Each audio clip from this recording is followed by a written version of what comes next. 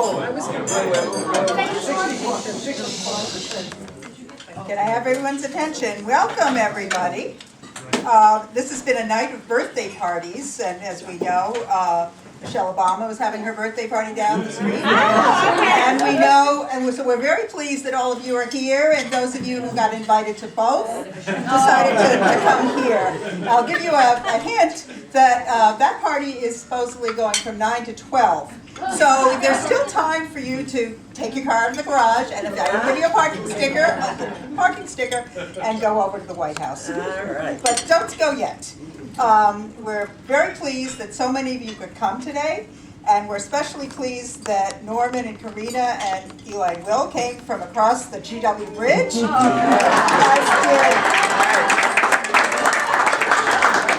As did Viv and Ray and Oscar and Hugo. And Ostra, who didn't have to come across that bridge, but came across that bridge. Of course, we're here to roast and toast Stan.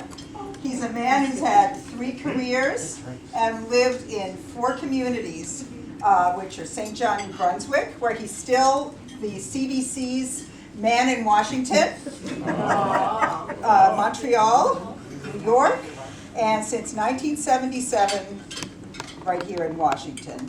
And there are a lot of people who are here tonight who knew him before he came to Washington, and those of us like me met him first here in Washington. Stan and I met in the 80s when I worked and Barbara worked at WETA. We had our first date in 1987 right in this hotel down the street. We went to the movies and to the restaurant right down the hall from where we are now.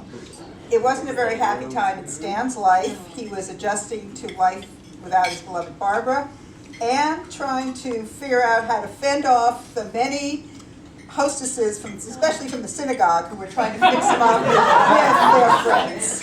And it wasn't such a great time for me either. I was a producer at WETA along with Jim Wesley, and he and I had the lucky assignment of producing the early Iran-Contra hearings. And that was pretty depressing. That was before Fawn Hall and everyone else.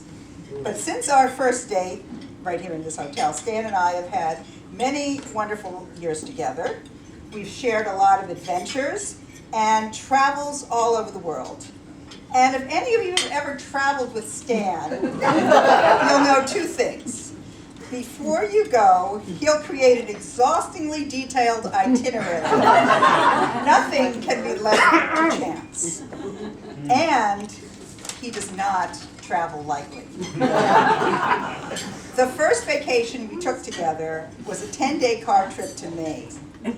He picked me up and opened the trunk of his car for me to put in my 1 suitcase into that trunk. And I was shocked that I could hardly get the suitcase in because there were so many bags already in it. Oh, I always take a lot of stuff on car trips, he said. When I fly, I take a lot less. Makes sense, I thought.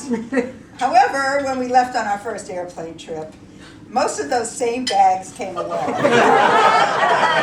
I thought. And asked, I thought we weren't going to do that. Well, this is a domestic trip.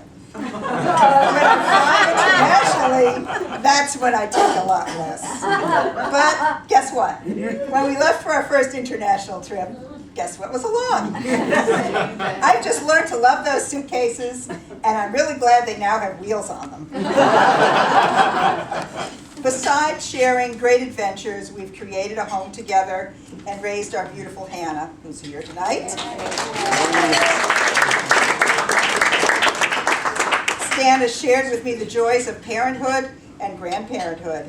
He's also been there to get me through sad times and disappointing times. And he's even forgiven me for the times I've fallen asleep at night as he gave blow-by-blow descriptions of that evening's marathon school board meeting. During our first date here at this hotel, we laughed a lot together. We've been laughing together ever since. For that and much more, I thank him and love him.